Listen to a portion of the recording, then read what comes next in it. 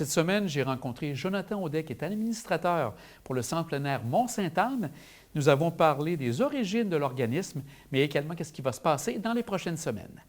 Oui, en fait, le Centre plein air Mont-Sainte-Anne, c'est une OBNL qu'on a décidé de créer il y a déjà plus d'un an. Pourquoi? Suite à la mention du gouvernement qui ont mentionné leur intérêt de vouloir reprendre les lieux du territoire du secteur Est du Mont-Sainte-Anne. Parce qu'on se rappelle, il y a la station de ski alpin et le golf qui est un dossier en tant que tel, mais il y a aussi tout le pourtour de la montagne qu'on appelle le secteur Est, sur lequel se passent diverses activités comme le camping, le ski de fond, le vélo de montagne, qui est un autre dossier à part dans lequel on veut pouvoir léguer à la communauté, donc pouvoir reprendre en charge les activités sur le territoire et justement en faire bénéficier toute la population.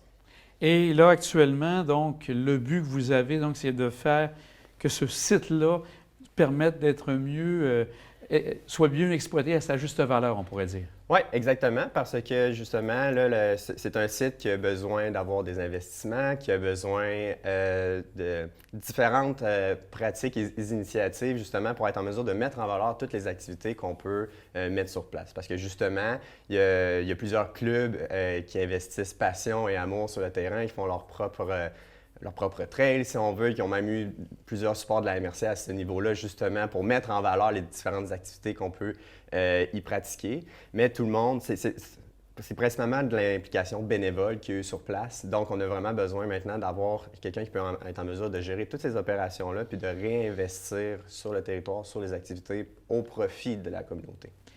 Et ça, tu n'es pas seul. C'est, comme tu dis, c'est une OBNL, donc il y a un conseil d'administration. C'est combien de membres du conseil en tout? Oui, tout à fait. En fait, on a la chance d'avoir un super conseil d'administration qui est mis en place, là, qui peut aller jusqu'à 12 personnes. Puis on essaie d'être le plus représentatif des différentes activités puis des différents intérêts qu'il peut avoir sur ce territoire-là.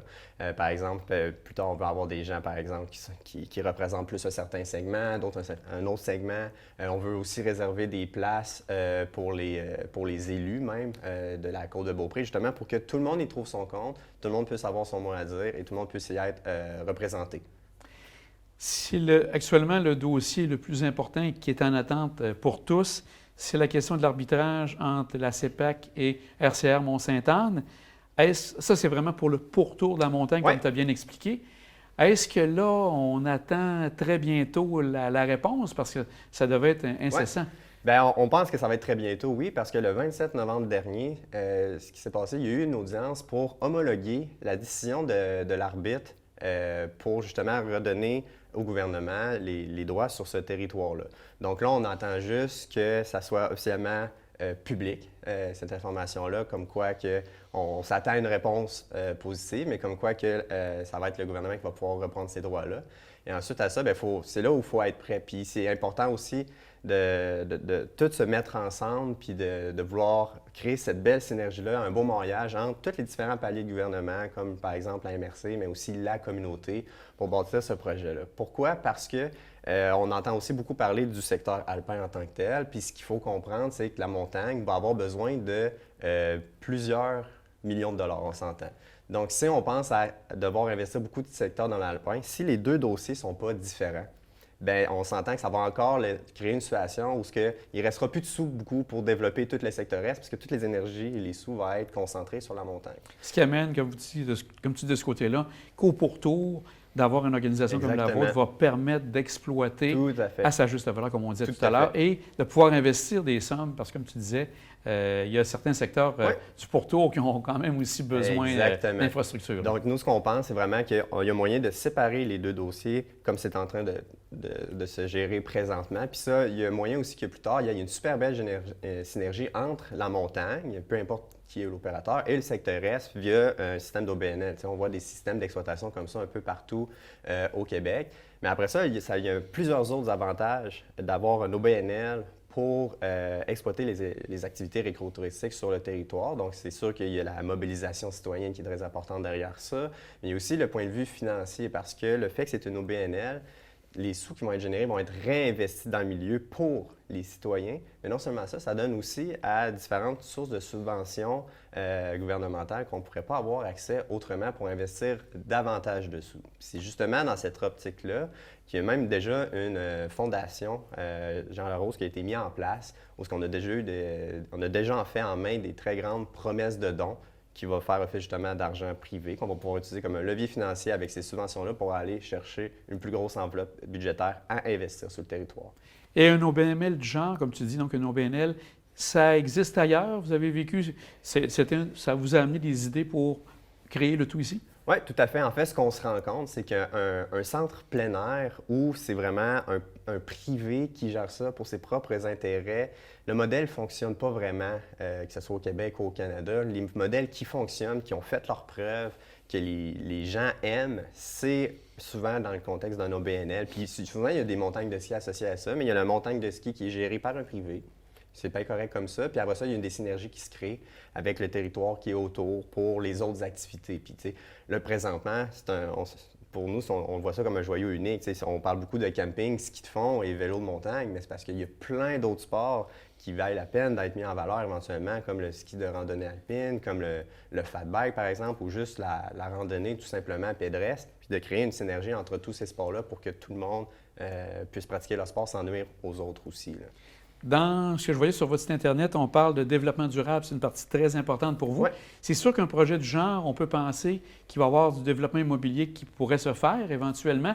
Est-ce que ça, de ce côté-là, ça va être important pour vous de bien garder, d'être les chiens de garde, on pourrait dire, pour que tout le secteur soit bien protégé? Parce que je pense que vous, ce que vous désirez, c'est vraiment que l'environnement où les gens, les activités vont se dérouler demeure l'essence qu'on retrouve, le côté nature soit bien respecté. Bien, c'est sûr et certain que pour nous, là, tout l'aspect de développement durable, c'est essentiel. Tu sais, je veux dire, en fait, je pense qu'aujourd'hui, il n'y a aucune organisation qui peut aller de l'avant sans mettre au cœur de ses opérations le développement durable. Puis nous, on en fait partie dans le sens qu'on a la chance d'avoir un territoire unique. Donc, nous, on n'est pas contre le développement immobilier, loin de là. On veut juste que ça se fasse en harmonie avec la nature, sans brimer le terrain de jeu. Donc, on veut juste réfléchir à un plus haut niveau. C'est quoi les développements qui peuvent être faits pour la vitalité économique, toutes les retombées que ça peut créer pour la croissance des municipalités, tout en préservant la nature, le territoire qu'on aime tant, puis que ça soit périn des dizaines et des dizaines d'années. C'est ça le développement durable.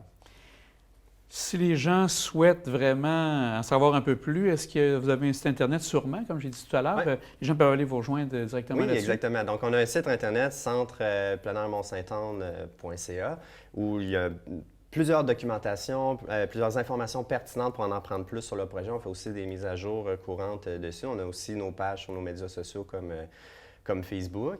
Et puis, j'encourage vraiment les gens à, en fait, même devenir membres de l'OMNL parce que c'est gratuit. Ça vous permet d'avoir de l'information privilégiée sur le projet, mais surtout, ça vient démontrer toute la mobilisation citoyenne qui est actuellement derrière ce projet-là. Tu sais, c'est un projet qui se veut positif, qui se veut rassembleur pour travailler avec toutes les parties prenantes vers la même direction. Tu sais, dans l'OBNL, on a déjà plus de 1100 membres, c'est ce qui est vraiment exceptionnel. Puis tout ce qui manque, en fait, c'est d'attendre justement que l'homologation, tout ça soit réglé pour pouvoir opérer. Tu sais, nous, tout ce qu'on pouvait faire pour se préparer à cette date-là a été fait. Par exemple, on est officiellement accrédité comme un organisme de bienfaisance. Donc, pour les gens qui veulent faire des dons, c'est déjà fait. Toutes les discussions pour les assurances, c'est fait. On a déjà plein d'étapes préliminaires qui sont déjà en cours, qui ont déjà été faites. Maintenant, il reste juste à pouvoir passer à l'étape suivante avec toutes les parties prenantes, dont la MRC, justement, pour aller de l'avant. Jonathan, on va suivre ça avec grande attention. Donc, sous peu, on devra avoir un développement important à pouvoir annoncer. En tout cas, de ce qu'on voit, possiblement, le tout serait positif selon les feelings que tu vois et qu'on entend autour. Donc, on va suivre ça avec grande attention.